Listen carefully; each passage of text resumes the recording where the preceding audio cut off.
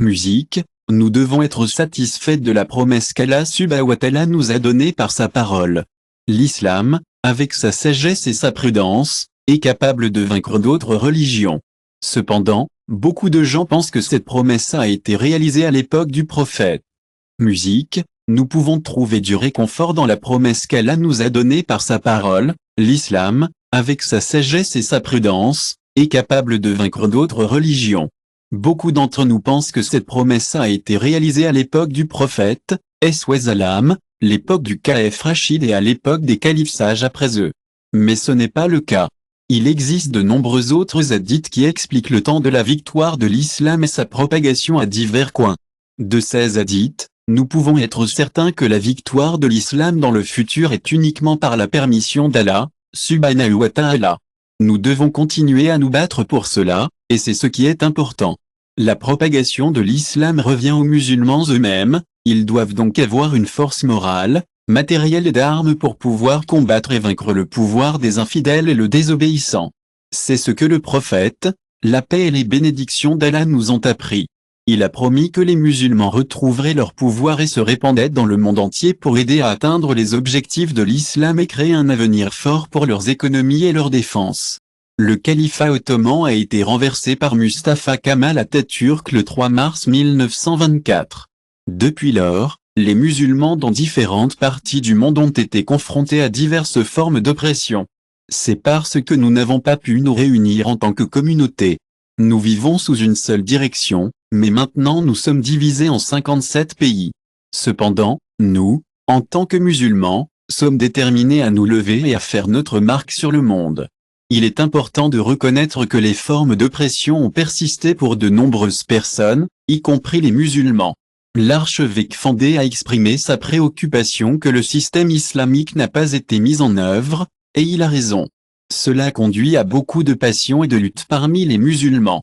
L'archevêque Fandé, un éminent chef d'église des États-Unis, a fait des déclarations surprenantes lors d'une conférence interconfessionnelle à Washington, D.C. cette semaine. Dans son discours, il a souligné l'importance de l'harmonie interconfessionnelle et a exprimé son espoir pour un avenir meilleur, affirmant que l'avenir du monde appartiendra aux musulmans. Il a également mentionné que le système islamique n'avait pas été mis en œuvre, ce qui a entraîné des injustices contre les musulmans. Cela a rendu les musulmans encore plus passionnés par leur lutte. Il a également déclaré que les enseignements de l'islam sur la paix, la justice et l'unité joueront un grand rôle dans la réalisation d'un meilleur avenir mondial. La déclaration de l'archevêque Fandé a surpris beaucoup, mais il est vraiment réconfortant de voir ce genre d'inclusivité et d'unité dans la communauté mondiale. Les musulmans du monde entier ont beaucoup à offrir pour construire un avenir plus inclusif et paisible, et c'est formidable de voir cela être reconnu. Leurs valeurs et travaillent ensemble pour créer un monde plus juste et harmonieux. L'archevêque Fandé a déclaré que la déclaration avait immédiatement réalisé des réactions mitigées de divers groupes. Certains ont félicité l'inclusivité et les opinions progressives de l'archevêque Fandé, tandis que d'autres ont remis en question le vrai sens derrière ses paroles. Ce qui est certain, cependant, c'est que la déclaration a déclenché une large conversation sur les contributions importantes des communautés musulmanes du monde entier. La déclaration a déclenché une vaste discussion sur le rôle de l'islam et des musulmans dans le monde d'aujourd'hui. L'archevêque Fandé a également appelé tous les chefs religieux à s'engager dans le dialogue et la coopération, mettant de côté les différences pour un avenir meilleur pour toute l'humanité. La religion devrait être un pont, pas un mur qui nous divise, a-t-il ajouté. Après la déclaration controversée de l'archevêque Fandé sur l'avenir des musulmans, les réactions publiques ont été mitigées. Plusieurs chefs de la société religieuse et civile ont exprimé leur point de vue sur le message. Aux États-Unis, les dirigeants de la communauté musulmane ont accueilli la déclaration de l'archevêque Fandé, considérant que c'est un pas en avant dans la création de compréhension et de tolérance interconfessionnelle. Dr Amal Mansour, un chef musulman à Washington, D.C., a déclaré que l'archevêque Fandé a montré qu'il comprenait et apprécie vraiment les valeurs de l'islam. Nous espérons que sa déclaration aidera à commencer une conversation plus profonde et plus significative entre les communautés musulmanes et chrétiennes du monde entier. Cependant, tout le monde n'est pas d'accord avec les opinions de l'archevêque Fandé. Certains conservateurs, En particulier les églises traditionnelles roms ont critiqué la déclaration, le sentiment qu'il pourrait être considéré comme un effort pour rendre les croyances chrétiennes moins fortes est quelque chose que le père John Robertson, un chef d'église au Texas, s'inquiète. Il a dit que même si nous devons respecter toutes les religions, il estime que la déclaration de l'archevêque Fendé pourrait être considérée comme rejetant les enseignements les plus importants du christianisme. Nous devons faire attention que parler avec des gens d'autres religions ne nous fait pas perdre notre propre foi. Quelques mois après sa déclaration selon laquelle certaines personnes ont trouvé controversée sur l'avenir du monde en tant que musulman, l'archevêque Fendé a fait s'asseoir le monde et a remarqué sa décision personnelle de se convertir à l'islam. La décision a été rendue officielle lors d'une conférence de presse tenue à Washington, D.C., devant un large public de journalistes, de chefs religieux et de chefs de communauté. Dans sa déclaration, Fendé a expliqué le voyage spirituel qui l'a conduit à sa décision. Pendant de nombreuses années, j'ai réfléchi aux enseignements de diverses religions. J'ai toujours, après avoir donné une considération vraiment réfléchie, je suis arrivé à la conclusion que l'islam est le chemin pour moi. J'ai beaucoup prié et j'ai réfléchi à ma vie, et je suis tellement heureuse d'avoir trouvé les réponses que je cherchais dans l'islam. J'avais l'impression que c'était le bon choix pour moi, et je suis ravi de commencer ce nouveau voyage. Je suis conscient que ma décision pourrait ne pas être pour tout le monde, et je respecte totalement cela. J'ai eu de très belles réactions de la part des communautés musulmanes, surtout aux États-Unis, et ils sont vraiment heureux pour moi. Ils le voient comme un signe de la façon dont les enseignements islamiques sont attrayants et universels. Le docteur Ahmed Al-Mansour, qui avait auparavant félicité la déclaration de l'archevêque Fendé, a donné une réponse réconfortante. Nous accueillons chaleureusement Bishop Fendé en tant que frère en islam. Sa décision est un bel exemple de la recherche de la vérité et de l'engagement à vivre dans la foi. Cependant, la décision a également suscité une controverse et une forte critique, en particulier de la communauté chrétienne, qui se sent déçue. Certains ont accusé Fendé d'avoir abandonné ses longs. C'est vraiment déchirant de le voir quitter sa congrégation, surtout après tant d'années de dévouement. Je ne peux pas m'empêcher de me demander s'il a suffisamment pensé à cette décision, à la fois pour lui-même et pour les gens qu'il laisse derrière lui. Fendé, maintenant connu sous le nom d'Abdal, a été un phare d'espoir et de paix pour beaucoup, et son engagement à promouvoir l'harmonie reste inébranlable. Mon voyage n'est pas terminé, a-t-il déclaré. Je veux continuer à travailler pour. Je suis fermement convaincu que nous pouvons tous nous réunir pour créer un monde meilleur. La religion, pour moi, concerne l'amour, la compréhension et la coopération, et je m'engage à faire une différence dans ces domaines. Récemment, un évêque américain a embrassé l'islam après avoir réalisé que Mevlana Jalaluddin Rumi, érudit islamique, poète et mystique islamique du XIIIe siècle, a eu un impact significatif sur lui. Oui, son nom est Fendé. Né en 1955 dans l'État américain de Caroline du Nord et élevé à Los Angeles, Cray Victor a fréquenté l'école catholique à la demande de sa famille et est devenu un avant d'embrasser l'islam. Monseigneur Fendé a partagé son amour pour la religion avec les étudiants dans une université américaine pendant une décennie entière. Mais au fil du temps, il a commencé à ressentir un vide spirituel. Puis, en 2004, il a rencontré Seabi, le petit-fils de 22e génération de la salle BYQ bien-aimé de CBI, lors d'un programme aux États-Unis. Après avoir appris le colocataire et l'islam, il lui a rendu visite en 2005 à l'invitation de BYQ. À ce moment-là, il a été témoin d'une belle cérémonie de nuit de mariage lorsque le coloca a atteint Dieu. Fendé a été très impressionné par l'histoire, la danse soufie connue sous le nom de cérémonie de la mer, et l'atmosphère spirituelle de. Il a décidé d'embrasser l'islam en 2006. Lorsqu'il a parlé avec l'agence Anadolu de son voyage, il a partagé qu'il avait été élevé dans la foi chrétienne.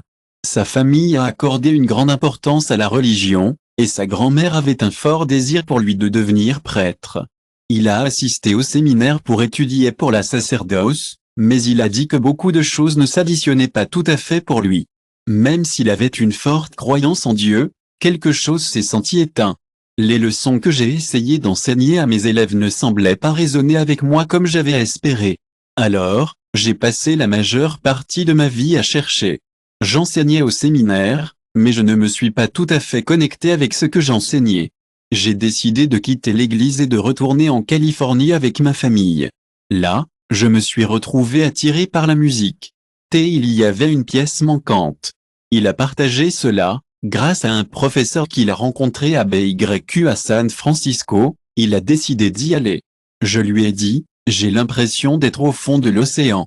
Je ne sais pas par où commencer. Il m'a dit, le trésor est trouvé lorsque vous le cherchez. J'ai été vraiment touché par ça. Puis, en décembre 2005, lors de l'invitation de BU, je suis venu à Kan Central, la province de la Turquie, et j'ai eu le privilège incroyable de voir la cérémonie de l'ère soufi. Il a expliqué qu'il ressentait quelque chose de spécial en regardant les derviches tourbillonnants, notant qu'ils étaient également allés au musée de l'Anna quand il était à Cannes. Lorsqu'il était à Cannes, Fene a également étudié l'islam et le soufisme avec Nader Karo, un professeur soufi qu'il a rencontré lors de la cérémonie. Ensuite, quelque chose s'est produit, mais je ne sais pas quoi. C'est arrivé, et j'ai été choqué. J'avais l'impression que mon cœur était déchiré et j'ai pleuré. J'avais l'impression que mon colocataire m'appelait. J'ai pleuré pendant des heures. Il a dit à ce moment qu'il sentait que l'endroit était là où il devait être.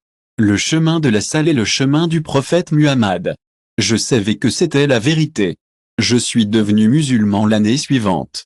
Il a ajouté qu'il avait ensuite visité Cannes chaque année, croyant que c'était le bon endroit pour en savoir plus sur mon colocataire.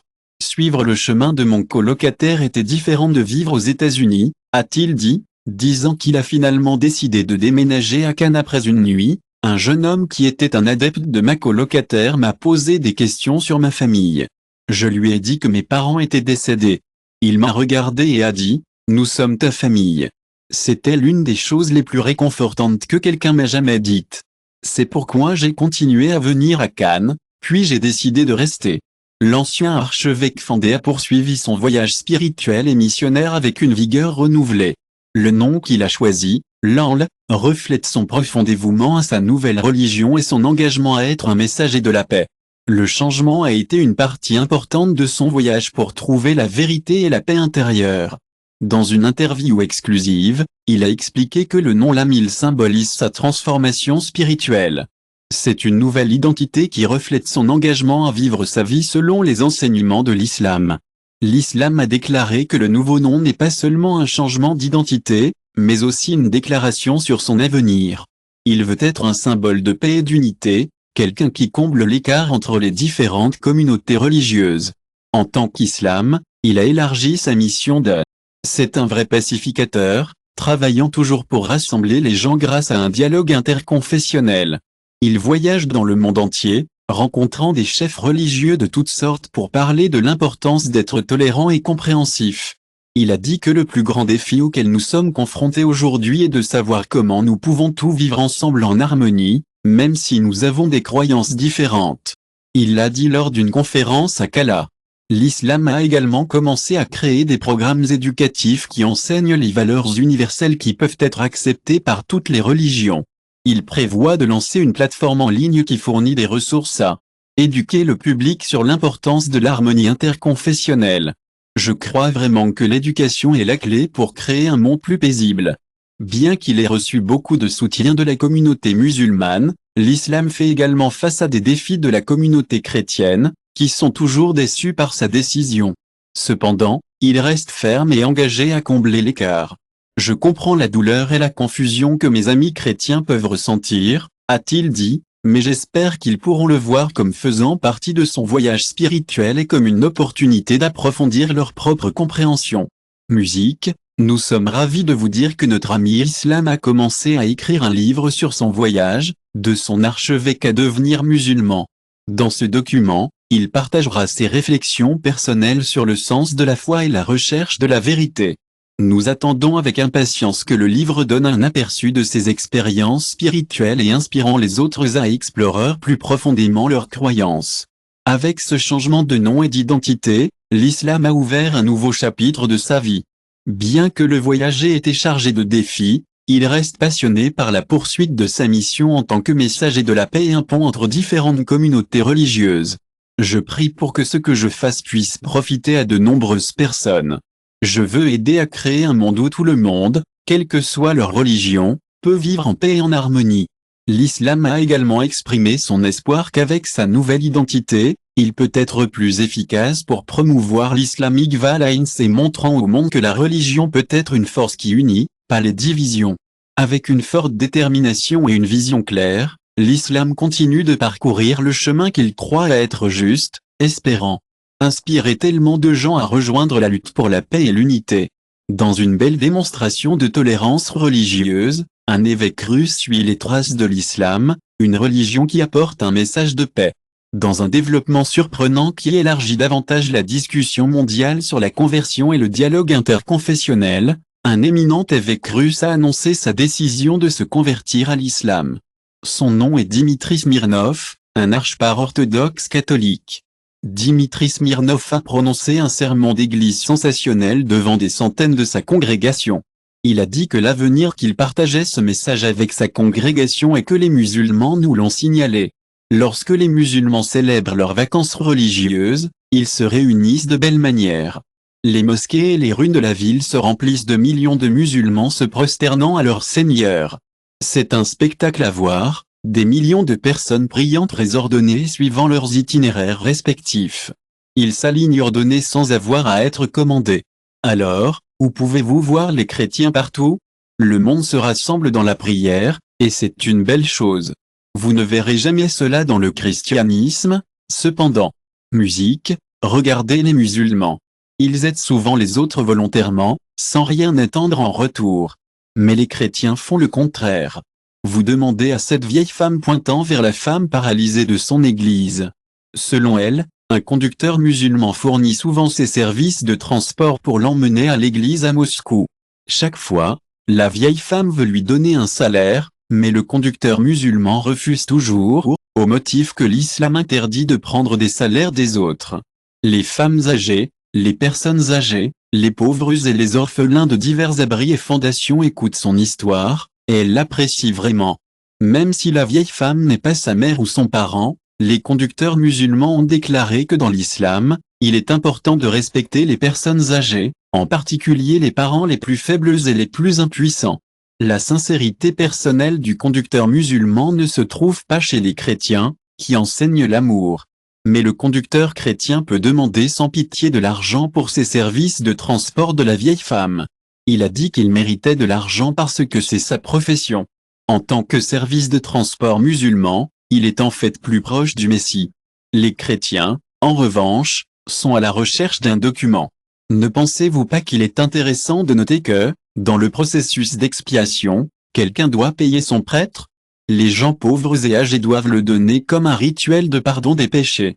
Aussi, témoignez comment le conducteur musulman est si sincère en se portant du bénévolat pour transporter les marchandises lors des sorties pour la femme âgée jusqu'à ce qu'elle veuille prier à l'église.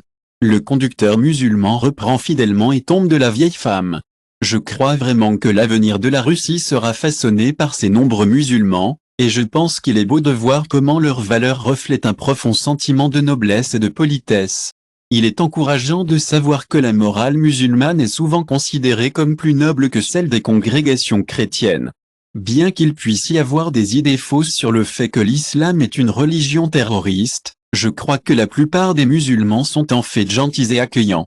C'est merveilleux de voir une augmentation du nombre de convertis en Europe et en Russie qui visitent les lieux de culte musulmans. Je voudrais vous inviter à envisager d'embrasser l'islam. Ceux qui sont devenus musulmans savent parfaitement que l'islam n'est pas aussi cruel que le monde l'accuse souvent. L'avenir de la Russie appartiendra sans aucun doute à ses citoyens musulmans, et l'avenir de l'islam semble plus brillant que jamais. Si nous regardons la population musulmane de la Russie, nous verrons qu'elle a atteint 23 millions, tandis que la population chrétienne a diminué à 18 millions. Le reste de la population est toujours chrétien. Il est clair que l'islam est désormais la plus grande religion de la Russie. Dans la partie nord de l'ancienne Union soviétique, la majorité des musulmans proviennent de la République du Tadjikistan, du Kazakhstan et de l'Ouzbékistan, et le Daghestan. Les musulmans ont également atteint de grandes villes en Russie, dont Moscou. Le grand imam a mis fin à son sermon et est descendu à sa chaire avec des yeux larmoyants. Sa congrégation était toujours transpercée et émue, ne s'attendant pas à ce qu'un grand imam catholique glorifie les musulmans. Une partie de la congrégation a pleuré. Voyant la façon dont l'islam a été enseigné, ils ont réalisé que c'est noble et indigne d'être appelé terroriste. De même, l'histoire de Vladimir Ugarov, un prêtre de l'église orthodoxe qui est devenu un converti, a commencé lorsqu'une fille chrétienne s'est convertie à l'islam. Une fille qui vivait à proximité des prêtres étudie maintenant l'islam. Elle veut comprendre pourquoi tant de gens quittent le christianisme pour l'islam. Le lundi 4 mai 2023, Ugriuma a partagé qu'il avait trouvé de nombreuses similitudes entre le christianisme et l'islam. Il a dit que les musulmans sont comme des chrétiens en ce qu'ils aiment et respectent Jésus-Christ et la Mère Marie. Ils croient également en tous les miracles que Jésus a accomplis, comme guérir les malades. Il avait beaucoup de pouvoirs intéressants. Par exemple, il pourrait traiter les malades, guérir les lépreux et même ramener les morts à la vie. Dieu Tout-Puissant lui a permis de faire toutes ces choses. Les musulmans croient que Dieu l'a élevé au ciel et que Jésus reviendra sur terre. D'un point de vue islamique, Marie est appelée Mariam. On pense qu'elle a donné naissance à Jésus-Christ miraculeusement sans intervention masculine. Mariam, la mère de Jésus, est considérée comme une grande femme. Elle est la seule femme dont le nom est répertorié dans la lettre du Coran. Les musulmans croient également à de nombreuses autres choses importantes. La Bible parle des prophètes et des messagers de Dieu Tout-Puissant, comme Abraham, Ismaël, Isaac, Jacob, Joseph, Moses, Aaron, David, Salomon, Noah, Lot, Zacharia, Jonas, Job et Jean le Baptiste. Les musulmans croient que Muhammad et Jésus étaient également des prophètes et des messagers de Dieu Tout-Puissant. Selon Vladimir Ugri, les musulmans croient que le Coran dit que Jésus est le Messie Christ. Mais la chose la plus importante qui a attiré l'attention du pasteur Vladimir lors de l'étude de l'islam était la Sainte Trinité, une doctrine chrétienne. Les chrétiens croient que le Père est Dieu, Jésus est Dieu et le Saint-Esprit est Dieu, tout en même temps. Ils ne sont pas appelés trois dieux parce qu'il n'y a vraiment qu'un seul Dieu. Le concept de la Trinité est très complexe et de nombreux chrétiens ont du mal à le comprendre. À cette époque, le pasteur Vladimirov ne pensait pas échanger sa religion parce qu'il ne croyait pas qu'il y avait une autre religion plus valable ou acceptée que le christianisme. Lorsque Vladimir Ugriumov a commencé à étudier l'islam, il a découvert que le concept de Dieu dans l'islam est vraiment simple. Les musulmans croient en un seul Dieu, le Dieu qui a créé Jésus et sa mère. Ce Dieu est le même Dieu que Jésus-Christ. Dans l'évangile de Jean 20h17, il dit « Mon Dieu est votre Dieu ». Cela signifie que Dieu est le même Dieu que Jésus-Christ a adoré et a prié sur la montagne dans l'évangile de Luc 6h12. Jésus a passé toute la nuit dans la prière à Dieu. Si vous lisez le Coran, le livre sacré des musulmans, vous verrez que Christ a appelé les gens à adorer un Dieu. Il a dit, pour eux, adorez Dieu, mon Dieu est votre Dieu, c'est de quoi il s'agit. Le pasteur Vladimir Ugrumov a dit, j'ai toujours ressenti cela. Dieu est un, et Jésus est le prophète et le messager de Dieu, mais il n'est pas Dieu. Vladimir Ugrumov a également mentionné ses sentiments lorsqu'il a entendu l'appel à la prière pour la première fois en Turquie, avant de se convertir à l'islam. J'ai ressenti un sentiment spécial quand j'ai entendu l'appel à la prière. C'était comme si mon âme était attirée par la mosquée, a-t-il déclaré. Mais je suis prêtre depuis 15 ans et j'ai servi dans différentes églises, donc je n'ai pas suivi. À cette époque, mon âme cherchait quelque chose. Ensuite, je suis allé à la mosquée et j'ai décidé d'aller à la Mecque à pied. Il a dit que l'un des membres de l'église où appartenait le prêtre a dit que tout le monde le respectait et l'aimait beaucoup, mais quelque chose lui est arrivé qui l'a fait quitter l'église et se convertir à l'islam. Pendant ce temps, le prêtre Vladimir Ové a révélé qu'il aimait beaucoup ses anciens membres de l'église, les respectait et reconnaissant pour leur bon traitement envers lui. Il a dit que certains vrais amis ne le comprenaient pas, mais c'était sa décision, et il a décidé de prendre un certain temps pour vraiment plonger dans l'étude de l'islam. Le prêtre Vladimir Uggmof est venu à la belle prise de conscience que c'est une religion centrée sur un seul Dieu tout-puissant, tout comme sa propre foi. Cette prise de conscience l'a amené à embrasser l'islam, laissant son service dans l'église et se lançant dans le voyage sacré du Hajj à pied. Avec un nouveau sens de l'objectif et du dévouement, le prêtre Vladimir Ugrumov a embrassé un nouveau nom, le côté Muhammad. L'islam est une religion qui valorise profondément l'humanité. Dans cette belle religion, chaque acte de cruauté et d'injustice doit être confronté et surmonté. Dans l'islam, Nous croyons que tout le monde, quelle que soit leur couleur de peau ou son fond, est considéré comme égal. Il n'y a aucune distinction entre les hommes et les femmes, et tous les musulmans sont valorisés également. C'est comme les rangées de dents sur un peigne, toutes assises au même niveau, montrant que nous faisons tout partie de la même famille humaine. La principale différence est basée sur notre piété ou notre dévotion à Dieu. Plus nous sommes dévoués, plus nous nous sentons près de lui. L'islam nous traite vraiment de manière équilibrée, compte tenu de nos aspects physiques et spirituels. C'est vraiment sympa, car ce n'est pas comme les autres religions qui ont tendance à éliminer le sens de cet équilibre. Certaines religions ont tendance à placer les humains comme des êtres spirituels uniquement afin qu'il soit interdit de répondre à leurs besoins physiques, comme ne pas être autorisé à se marier, etc. D'autres ont tendance à traiter les humains comme des êtres physiques uniquement, afin qu'ils apprennent à adorer des choses matérielles, pas comme Dieu invisible. Leur Dieu est visualisé comme une statue, et leur vie est remplie de choses matérielles sans éléments spirituels du tout. L'islam n'est pas du tout comme ça. Dans l'islam, nous pensons que les humains sont des êtres complexes, avec un côté physique et spirituel. C'est une belle chose de savoir qu'aucun droit de l'homme n'est jamais perdu dans l'islam.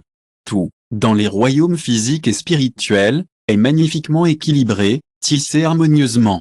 Nous sommes créés non seulement pour ce monde, mais aussi pour le prochain. Notre objectif, notre raison d'être, est de nous assurer que nous sommes prêts pour l'au-delà.